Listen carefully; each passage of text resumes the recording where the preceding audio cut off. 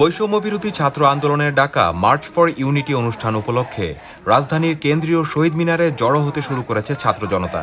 একই সাথে চলছে মঞ্চ তৈরির কাজ। আজ মঙ্গলবার সকাল 10:30টার দিকে শহীদ মিনার চত্বরে ছাত্র জনতা মিলিয়ে কয়েকশো মানুষ জড়ো হয়। তাদের বেশিরভাগই এসেছেন দেশের বিভিন্ন প্রান্ত থেকে। শহীদ মিনারের মূল বেদিতে চলছে মঞ্চ তৈরির কাজ, বসানো হচ্ছে সাউন্ড বক্স।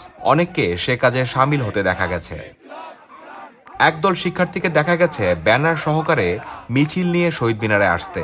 তারা এসেই চত্বরে অবস্থান নিয়ে পতিত স্বৈরাচার হাসিনা বিরোধী বিভিন্ন স্লোগান দিতে থাকেন। মৌলভীবাজার থেকে আসা শফিকুল ইসলাম নামে এক শিক্ষার্থী জানান, তারা প্রায় 300 শিক্ষার্থী শহীদ মিনারে এসেছেন।